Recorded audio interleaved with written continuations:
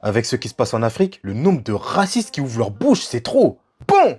Là, on va juste parler de ceux qui osent dire qu'avant la colonisation, l'Afrique c'était rien. À vous entendre, on dirait que les peuples africains c'était bouga bouga, des animaux perdus. Et grâce aux gentils colonisateurs blancs, ils ont été éduqués, ils ont tant appris, ils ont évolué. Vous êtes bêtes, vous êtes trop cons. Vous croyez vraiment que l'Afrique n'avait pas d'histoire avant? Oula! Renseignez-vous sur l'Afrique impériale. L'apogée de l'Empire du Mali avec Mansa Moussa, l'homme le plus riche de tous les temps. Il avait des milliards et des milliards, c'était inestimable. Là, on a essayé d'estimer à 300 milliards à peu près, mais c'est loin devant les Jeff Bezos, Elon Musk et tout ça. Et quand je te dis milliards, c'est pas en francs CFA, hein, c'est en dollars. Sauf qu'à l'époque, c'était l'or. Le mec, il distribuait des tonnes d'or. Pour lui, c'était rien du tout. Dans les années 1300, quand les universités n'existaient pas, t'avais l'université Sankoré, première université au monde. Ça, c'est Kankou Moussa.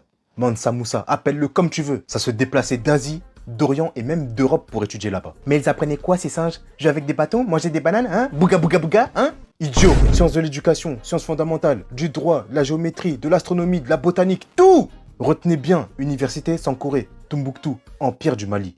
Empire fondé par Soundiata Keita. Handicapé dans son enfance, il a mené des guerres victorieuses. La charte du Mandé, une des premières déclarations des droits de l'homme, si ce n'est la première, dans les années 1100-1200. Soundiata Keita. Mais non, ce sont des abrutis qu'on a instruits, sans nous ils sont rien. C'est toi l'abruti! Aboubakri II.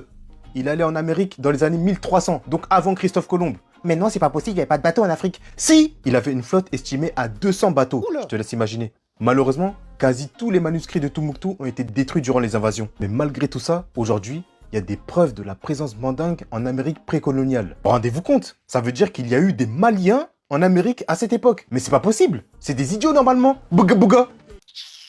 Et eux, quand ils sont arrivés là-bas, c'était un échange en harmonie.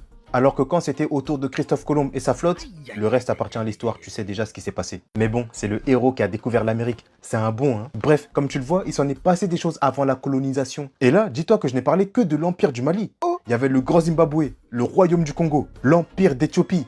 Le seul pays qui a réussi à ne pas se faire coloniser par les Européens. Les Italiens ont tenté, ils ont raté. Et je t'ai même pas parlé des Égyptiens, qui étaient en avance sur leur temps eux aussi. Donc venez pas me dire que l'Afrique n'a pas d'histoire, que c'était de la merde avant la colonisation. À croire qu'ils ont sauvé l'Afrique, ces pilleurs.